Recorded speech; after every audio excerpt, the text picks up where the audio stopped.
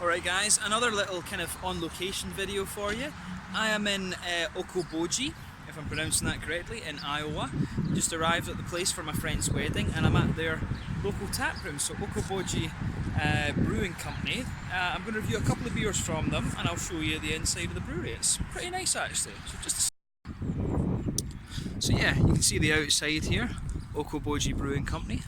20 beers on tap apparently. Neil Rouge is just inside singing Land of the Rising Sun on his guitar and stuff like that. And yeah, nice little seating outdoor area. I'll review a couple of their beers there for you and we'll see how we get on. But I'll let you have a little quick look inside as well. So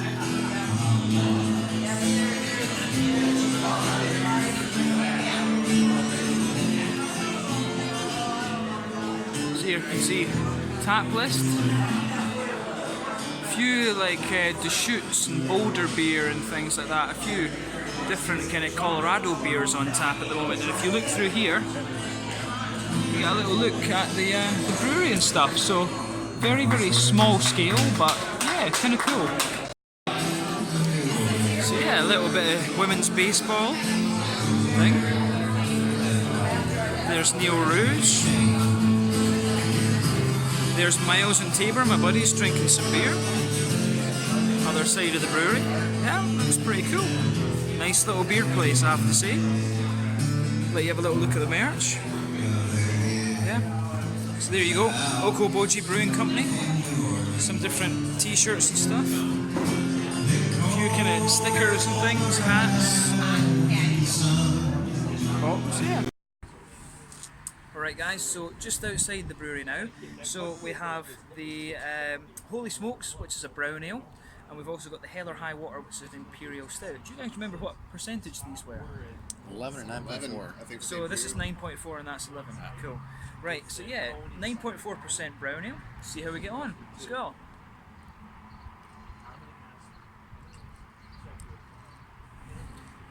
Yeah, there's a little bit of a fruitiness to this one. Kind of maybe infected, don't know. But yeah, it's this one. It does have a little bit of a nice kind of brown sugary note. Not quite as strong as treacle or molasses. Not quite syrupy. It does have a little bit. If you think of like a German Dunkel or a Czech Cherny, it's got that kind of level of brown sugar quality to it. And the fruity note comes across as quite sort of candied, I would say.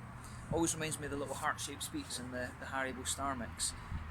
You can maybe see in this video as well I'm getting burnt to shit by the American sun because, you know, pasty and Scottish, but yeah. But I have to admit, even though there could be a little infection problem here, because I think you can only get this sharpness either from oxidation or a little infection, to be honest. It's actually not a bad beer, I don't think. It's quite drinkable, that, and it's definitely, if it's intended to be like this, it's definitely one of the sweeter and more fruity brown ales that I've had, but I don't think you can get that level of sharpness from it if it's not got a little infection or something, but it's okay.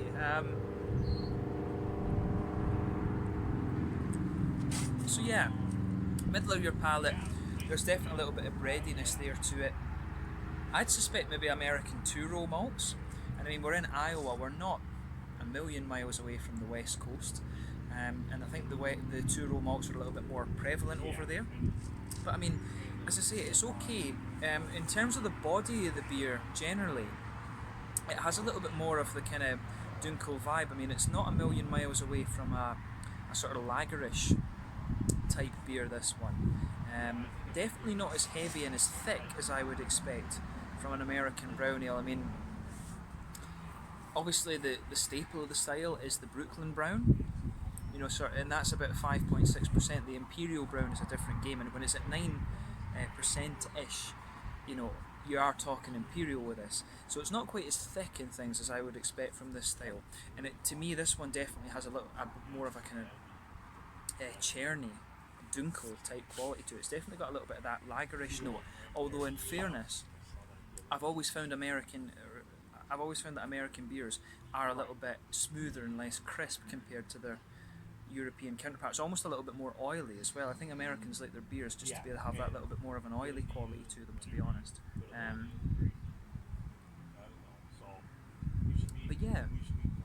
it's an interesting one. For me, there is definitely a little touch of, I do think there might have been something in that that's not quite right.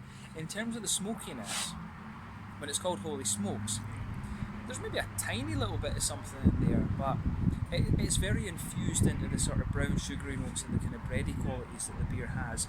But yeah, overall, quite a bready brown ale, a little bit of brown sugar in there. The brown sugar is a little bit syrupy, a little bit of a kind of toasty sweetness to it, but the fruity side of things for me, there's either oxidation in that or there's a little touch of infection. So we'll go on to the Imperial Stout now, which was the Hell or High Water. Yep. And this was 11%. So yeah, we'll see how we get on with this one. Slanja, skål.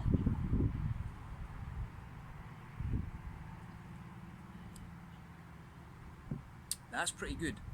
I'll say straight away with that. You can taste the booze in this. One of our plastic cups is blown away. We're not drinking water, I promise. You can feel the booze in this one right away. It's not wet or oily, but I have to admit again, I found that the American beers aren't quite as thick in the body as some of the Scandinavian ones are, and maybe that's just because of the climate here. I mean, we're here in May in Iowa, which you get far greater temperature extremes in America with weather-wise, and you find this in different countries. When you go to Southern Europe and you try the beers from like Greece or from Italy and stuff, you've always got that element of refreshment to it, and maybe that's one of the things. I don't find the American beers to be as thick as the European beers in terms of the mouthfeel. So for me, this is a little bit of a lighter Imperial Stout. The one that this reminds me of actually was the coffee version of, I want to say the name is Dark Age from Wicked Wheat.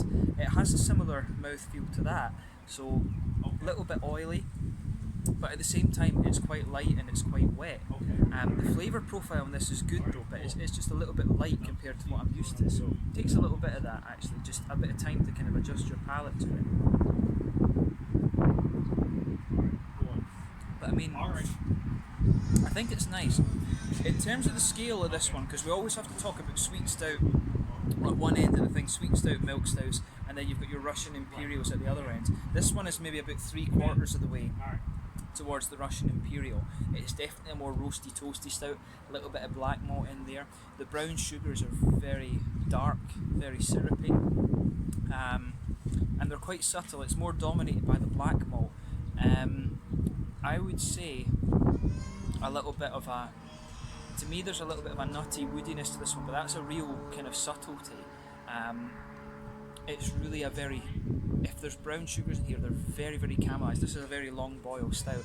I wouldn't be surprised if there's maybe like a double mash in here, maybe even a triple mash. I don't know how popular that is in America, but it is very popular in Copenhagen. I wouldn't be surprised about that. But even so, it might just be the keg conditioning that makes it feel a little bit lighter, because it has come out of the tap. But to me, this is a little bit more, it just feels lighter than some of the European stouts that I've had. It's oily, but it's not quite as oily. And the carbonation, again, it's very, very smooth. Flavour profile, like I say, quite leaning towards the roasty black malt. I think that's forming the linchpin of the beer. A little bit of a brown sugary note to this one. But I think this is a nice beer. It's better than the brown ale, and it's one of the lighter the lighter mouthfeel Imperial stouts that I've come across, I have to say.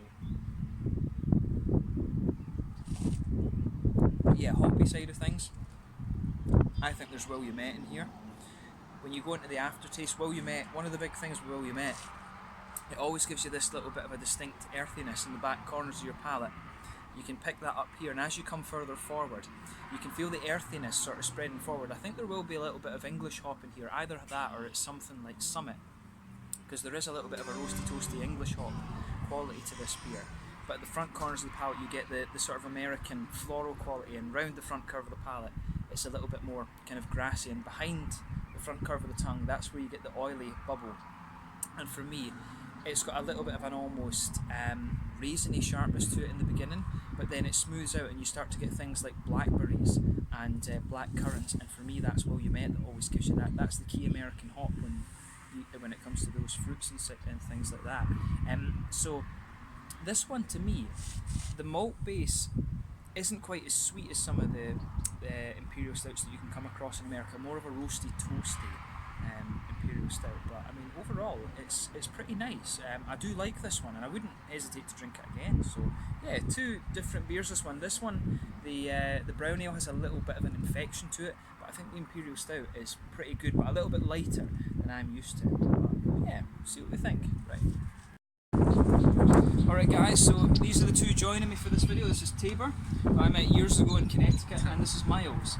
You're a manager of a beer store. I am indeed. And anything. So Miles has very kindly given me some Connecticut beers and New York beers and a couple of other New England things. You'll see me review these over the next little while, but do you guys want to share your thoughts on the beers as well? Absolutely. Yeah. So go for it.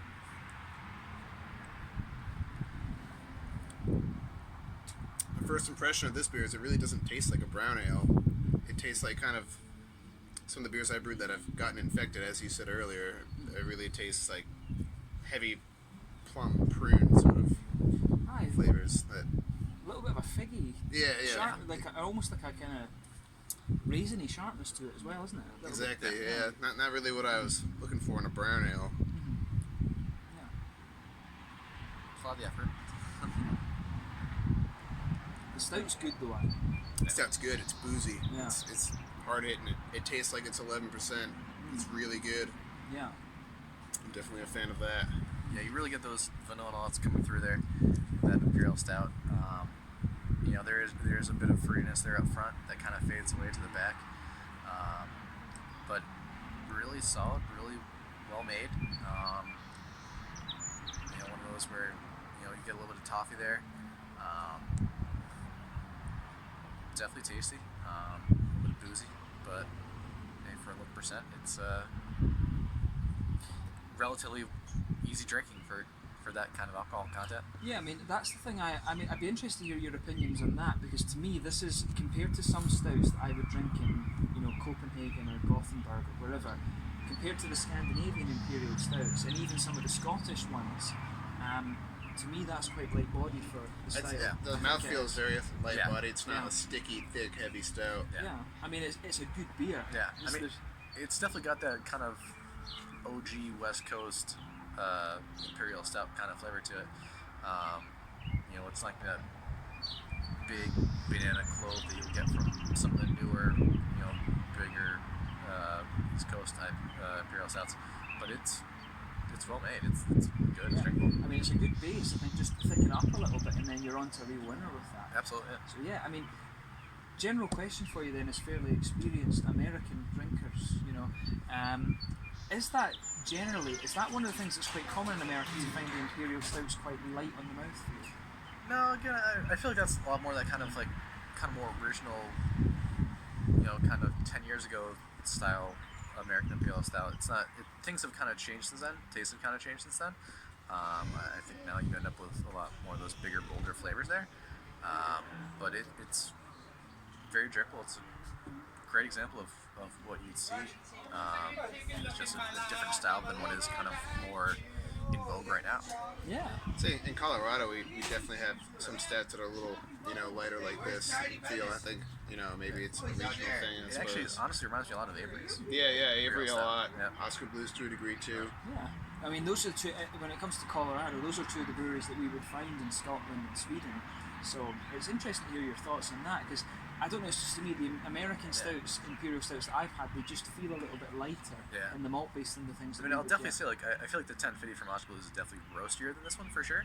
But again, they've been around for less time than Avery too. So it's one of those where it's that kind of more, almost, kind of 2005ish kind of flavor there to it. Yeah. I have to admit, I like that when it comes to beers. You go back a few years and try something that feels almost a little bit old school. Exactly, I feel like I could have a couple of these in a night, We do that in Colorado, like, the lighter body, lighter feel. I think it's a showcase, the Rocky Mountain water, let that come through a lot. Yeah, but I think it's two interesting beers to try anyway, isn't it? Absolutely. Yeah, but thank you to Tabor and to Miles for contributing. You'll see beers that have been given to me by both of them. I'll take them back to Sweden with me and film them, so in advance, thank you for the beers that you've you've given me, and I hope you guys have enjoyed seeing them on the channel. They'll probably join me. I'm convincing them to join me for either Mikkeller or for Brewskival at some time over the next few years. So you will see them again. That's a guarantee. Thanks for having us on. Yeah, no, it's cool to have you guys as well. Slanje.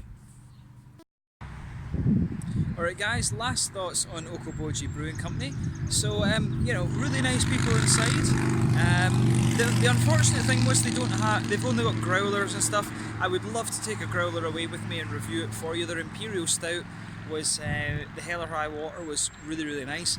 But unfortunately, you know, they don't have cans or anything at the moment. So, visiting this brewery, I guess, very early in their history. But, you know, nice atmosphere, nice little pub.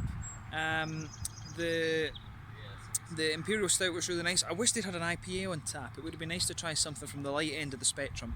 But in terms of Imperial Stout, really nice, and I wouldn't hesitate to drink that again. Definitely a little bit of a treat. 11.4% I think it was. A little bit of a beast at the same time, so I can feel the alcohol warmth going to my head.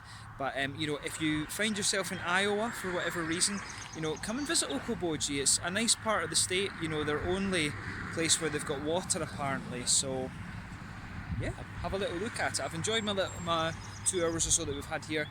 Big shout out to Miles and Tabor for guesting on the channel. I hope you enjoyed their appearance as well. And yeah, we'll see. If you enjoy these little out and about videos, we'll definitely do more of them over the next little while. But thanks again for watching. Slanje, skål.